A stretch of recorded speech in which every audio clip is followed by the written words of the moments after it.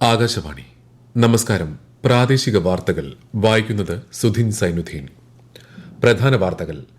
സഹാനുഭൂതിയിലും മാനവ സേവനത്തിലും അടിയുറച്ച പ്രബോധനങ്ങൾ ശ്രീനാരായണ ഗുരു ജനങ്ങൾക്ക് പകർന്നു നൽകിയതായി കേന്ദ്രമന്ത്രി ഗജേന്ദ്ര സിംഗ് ഷെഖാവത്ത്.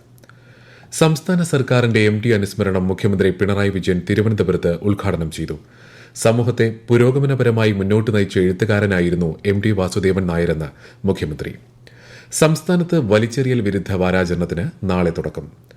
പുതുവർഷത്തെ വരവേൽക്കാനൊരുങ്ങി ലോകം. സംസ്ഥാനത്ത് വിപുലമായ ആഘോഷ പരിപാടികൾ. ജനങ്ങൾക്ക് നവവത്സര ആശംസകൾ നേർന്ന് മുഖ്യമന്ത്രി. 78ാമത് സന്തോഷ് ട്രോഫി ഫുട്ബോൾ ഫൈനലിൽ കേരളം ഇന്ന് പശ്ചിമ ബംഗാളിനെ നേരിടും. വാർത്തകൾ വിശദമായി. സഹാനുഭൂതിയിലും മാനവ സേവനത്തിലും അടിയുറച്ച പ്രബോധനങ്ങളാണ് ശ്രീനാരായണ ഗുരു ജനങ്ങൾക്ക് പകർന്നു നൽകിയതെന്ന് കേന്ദ്രമന്ത്രി ഗജേന്ദ്ര സിംഗ് ഷെഖാവത്ത്.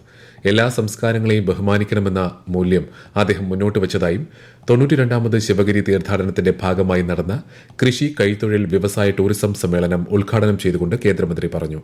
കർഷക ക്ഷേമത്തിന്റെയും സ്വാശ്രയത്തിന്റെയും വക്താവായിരുന്നു ശ്രീനാരായണ ഗുരുവെന്നും അദ്ദേഹം ചൂണ്ടിക്കാട്ടി. Sri Narayana Gurudev advocated for the welfare of farmers and the importance of self-reliance, echoing the deep connection between nature and human well-being. India's agriculture sector forms the backbone of its rural economy. The teachings of Sri Narayana Gurudev, which emphasize compassion, service to humanity, and respect for all cultures, align perfectly with the spirit of tourism. 92ാമത് Sivagiri തീർത്ഥാടന മഹാസമ്മേളനത്തിന്റെ ഉദ്ഘാടനം മുഖ്യമന്ത്രി പിണറായി വിജയൻ ഇന്ന് രാവിലെ നിർവഹിച്ചിരുന്നു. ഗുരുദേവ ദർശനങ്ങൾ ലോകമെമ്പാടും എത്താൻ ശ്രമം നടത്തണമെന്ന് മുഖ്യമന്ത്രി ചടങ്ങിൽ ആഹ്വാനം ചെയ്തു. സാഹിത്യ രചനയിലൂടെ സമൂഹത്തെ പുരോഗമനപരമായി മുന്നോട്ട് നയിക്കുന്നതിൽ എന്നും ജാഗ്രത പുലർത്തിയ എഴുത്തുകാരനായിരുന്നു MT വാസുദേവൻ നായരെന്ന് മുഖ്യമന്ത്രി പിണറായി വിജയൻ.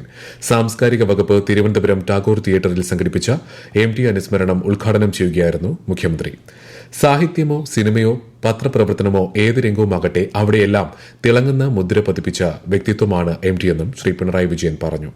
മന്ത്രിമാരും സാഹിത്യ സാംസ്കാരിക രംഗത്തെ നിരവധി പ്രമുഖരും ചടങ്ങിൽ MTയെ അനുസ്മരിച്ചു.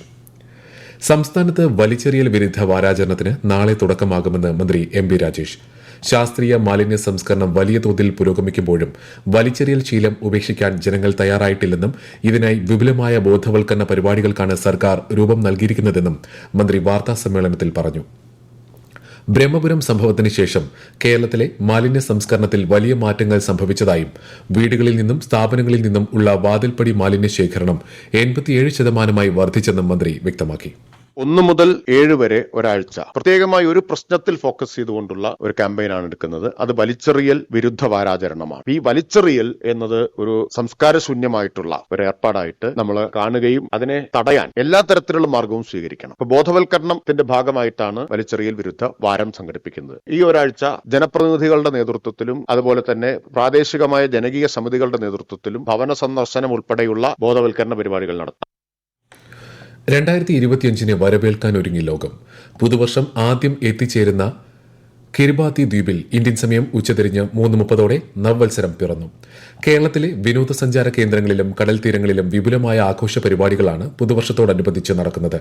ജനത്തിരക്കിന് സാധ്യതയുള്ള മേഖലകളിൽ പോലീസ് കർശന നിരീക്ഷണവും ഏർപ്പെടുത്തിയിട്ടുണ്ട്. തിരുവനന്തപുരത്ത് നിന്നുള്ള പുതുവർഷ വിശേഷങ്ങളുമായി ആകാശവാണി ജില്ലാ പ്രതിനിധി രജു കോലിയക്കോട്. പുതുവർഷം പിറക്കാൻ മണിക്കൂറുകൾ മാത്രം ശേഷിക്കെ തിരുവനന്തപുരം നഗരം ആഘോഷ തിമിർപ്പിലാണ്.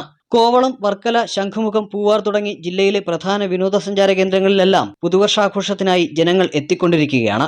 ഇന്ന് പുലരുവോളം ആഘോഷങ്ങൾ നീളും. അതേസമയം പുതുവത്സരാഘോഷത്തിന്റെ ഭാഗമായി പോലീസ് നഗരത്തിൽ കർശന നിരീക്ഷണം ഏർപ്പെടുത്തിയിട്ടുണ്ട്. ഷോപ്പിംഗ് കേന്ദ്രങ്ങൾ, മാളുകൾ, പ്രധാന തെരുവുകൾ, റെയിൽവേ സ്റ്റേഷനുകൾ, ബസ് സ്റ്റാൻഡ്, വിമാനത്താവളം എന്നിവിടങ്ങളിൽ പട്രോളിംഗും ഡ്രോൺ നിരീക്ഷണവും കർശനമാക്കാൻ സംസ്ഥാന പോലീസ് മേധാവി നിർദ്ദേശം നൽകിയിട്ടുണ്ട്.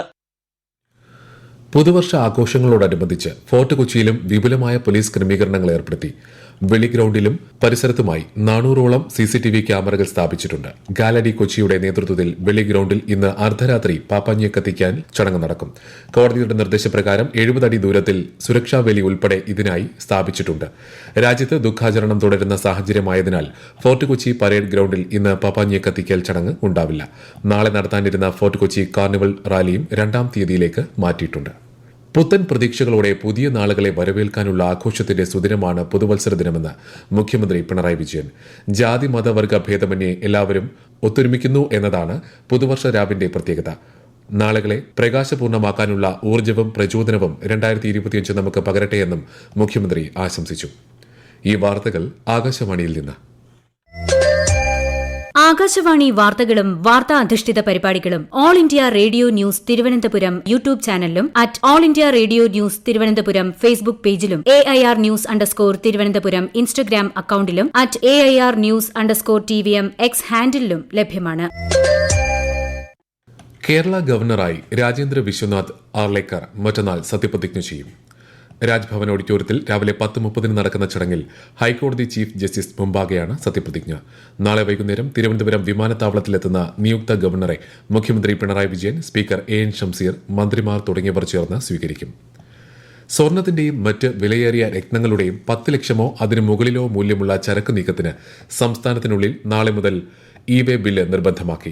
സപ്ലൈ ആവശ്യങ്ങൾക്കും പ്രദർശനം, ഹാൾമാർക്കിംഗ് തുടങ്ങിയ ഇതര ആവശ്യങ്ങൾക്കും ഇനി മുതൽ ഇ-വേ ബില്ല് നിർബന്ധമാണെന്ന് സംസ്ഥാന GST വകുപ്പ് അറിയിച്ചു.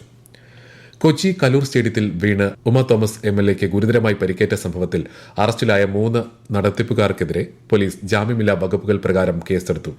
MLAയുടെ ആരോഗ്യസ്ഥിതിയിൽ ആശാവഹമായ പുരോഗതിയുണ്ടെന്ന് ഡോക്ടർമാർ അറിയിച്ചിരുന്നു. അപകടനില തരണം ചെയ്തിട്ടില്ലെങ്കിലും അതീവ ഗുരുതരാവസ്ഥയിലല്ല ഉമ തോമസ് എന്നും മെഡിക്കൽ ടീം വ്യക്തമാക്കി. വയനാട് ദുരന്തത്തിൽ ഇന്ത്യൻ സേനയെ പോലും അപമാനിക്കുന്ന തരം രാഷ്ട്രീയമാണ് കേരള സർക്കാർ കളിക്കുന്നതെന്ന് കേന്ദ്ര സഹമന്ത്രി ജോർജ് കുര്യൻ.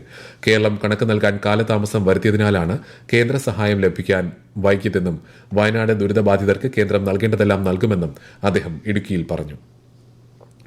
സനാതന ധർമ്മത്തെ അധിക്ഷേപിക്കുന്ന പരാമർശമാണ് മുഖ്യമന്ത്രി പിണറായി വിജയൻ ശിവഗിരിയിൽ നടത്തിയതെന്ന് മുൻ കേന്ദ്രമന്ത്രി വി മുരളീധരൻ. തൊട്ടുകൂടായ്മയും തീണ്ടിക്കൂടായ്മയും മാത്രമാണ് സനാതനധർമ്മമെന്ന പ്രചാരവേലകൾ കേരളത്തിൽ വിലപോകില്ലെന്നും അദ്ദേഹം പറഞ്ഞു. സനാതനധർമ്മത്തെ വർണ്ണാശ്രമ ധർമ്മവുമായി ബന്ധപ്പെടുത്തിയുള്ള മുഖ്യമന്ത്രിയുടെ പരാമർശത്തെ വിമർശിക്കുകയായിരുന്നു ശ്രീ മുരളീധരൻ. നെടുമങ്ങാട് കരകുളത്തെ PA അസീസ് കോളേജിനുള്ളിൽ കത്തിക്കരിഞ്ഞ നിലയിൽ പുരുഷന്റെ മൃതദേഹം കണ്ടെത്തി. കോളേജിനുള്ളിലെ പണിതീരാത്ത കെട്ടിടത്തിനുള്ളിലെ ഹാളിൽ ഇന്ന് രാവിലെയാണ് മൃതദേഹം കണ്ടെത്തിയത്. കോളേജ് ഉടമ മുഹമ്മദ് അബ്ദുൽ അസീസ് താഹയുടേതാണ് മൃതദേഹമെന്നാണ് സംശയം. രാവിലെ ഹാളിൽ തീ കത്തുന്നത് ശ്രദ്ധയിൽപ്പെട്ട കോളേജിലെ ജീവനക്കാരാണ് മൃതദേഹം കണ്ടെത്തിയത്. 78ാമത് സന്തോഷ് ട്രോഫി ഫുട്ബോൾ ഫൈനലിൽ കേരളം ഇന്ന് പശ്ചിമ ബംഗാളിനെ നേരിടും. ഹൈദരാബാദിലെ ഗച്ചിബൌളി സ്റ്റേഡിയത്തിൽ രാത്രി 7:30 മത്സരം. 16 തവണ സന്തോഷ് ട്രോഫി ഫൈനലിൽ എത്തിയിട്ടുള്ള കേരളം 7 തവണ കിരീടം സ്വന്തമാക്കിയിട്ടുണ്ട്. 32 തവണ കിരീടം സ്വന്തമാക്കിയ ബംഗാൾ ഇത് 47ാം തവണയാണ് കലാശപ്പോരിന് ഇറങ്ങുന്നത്. സമകാലീന ഇന്ത്യൻ രാഷ്ട്രീയം മുതൽ പെൺകരുത്തിന്റെ ശബ്ദങ്ങൾ വരെ വൈവിധ്യമാർന്ന വിഷയങ്ങളിൽ പാനൽ ചർച്ചകളുമായി നിയമസഭ അന്താരാഷ്ട്ര പുസ്തകോത്സവം. ജനുവരി 7 മുതൽ 13 വരെ നടക്കുന്ന പുസ്തകോത്സവത്തിന്റെ ഭാഗമായ ചർച്ചകളിൽ മന്ത്രിമാരും ജനപ്രതിനിധികളും സാമൂഹിക സാംസ്കാരിക രംഗത്തെ പ്രമുഖരും ഉൾപ്പെടെ പങ്കെടുക്കും. വായനയാണ് ലഹരി എന്ന പ്രമേയത്തിൽ ചിട്ടപ്പെടുത്തുന്ന പുസ്തകോത്സവത്തിന്റെ 350 പുസ്തക പ്രകാശനങ്ങളും നടക്കും. പന ഉൽപ്പന്നങ്ങളുടെ വ്യാപാരത്തിന് ഭിന്നശേഷിക്കാർക്ക് വിപണന കേന്ദ്രങ്ങൾ സജ്ജമാക്കുന്ന പദ്ധതിക്ക് സംസ്ഥാനത്ത് നാളെ തുടക്കമാകും. പദ്ധതിയുടെ ഉദ്ഘാടനം മന്ത്രി ആർ ബിന്ദു തിരുവനന്തപുരത്ത് നിർവഹിക്കും. ഭിന്നശേഷിക്കാർക്ക് പുതുവത്സര സമ്മാനമായാണ് ഇടം പോയിന്റുകൾ എന്ന പേരിൽ സംസ്ഥാന വ്യാപകമായി പന ഉൽപ്പന്ന കേന്ദ്രങ്ങൾ ആരംഭിക്കുന്നതെന്ന് മന്ത്രി പറഞ്ഞു. തമിഴ്നാട് എക്സ്പ്രസ് ട്രാൻസ്പോർട്ട് കോർപ്പറേഷൻ പുതുതായി ആരംഭിക്കുന്ന വൈക്കം ചെന്നൈ, വൈക്കം വേളാങ്കണ്ണി ബസ് സർവീസുകളുടെ ഉദ്ഘാടനം നാളെ വൈകുന്നേരം വൈക്കം KSRTC ബസ് സ്റ്റാൻഡിൽ നടക്കും. ഗതാഗത മന്ത്രി KB ഗണേഷ് കുമാർ, തമിഴ്നാട് ഗതാഗത മന്ത്രി S ശിവശങ്കർ എന്നിവർ സംയുക്തമായി ഉദ്ഘാടനം ചെയ്യും.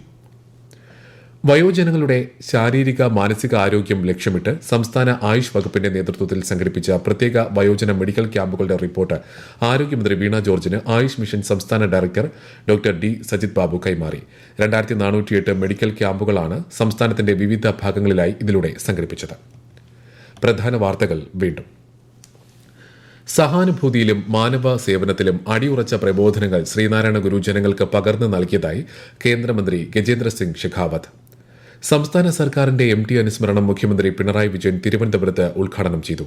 സമൂഹത്തെ പുരോഗമനപരമായി മുന്നോട്ട് നയിച്ച എഴുത്തുകാരനായിരുന്നു MT വാസുദേവൻ നായരെന്ന് മുഖ്യമന്ത്രി. സംസ്ഥാനത്ത് വലിച്ചെറിയൽ വിരുദ്ധ വാരാചരണത്തിന് നാളെ തുടക്കം. പുതുവർഷത്തെ വരവേൽക്കാനൊരുങ്ങി ലോകം. സംസ്ഥാനത്ത് വിപുലമായ ആഘോഷ പരിപാടികൾ. ജനങ്ങൾക്ക് നവവത്സര ആശംസകൾ നേർന്ന് മുഖ്യമന്ത്രി. 78ാമത് സന്തോഷ് ട്രോഫി ഫുട്ബോൾ ഫൈനലിൽ കേരളം ഇന്ന് പശ്ചിമ ബംഗാളിനെ നേരിടും.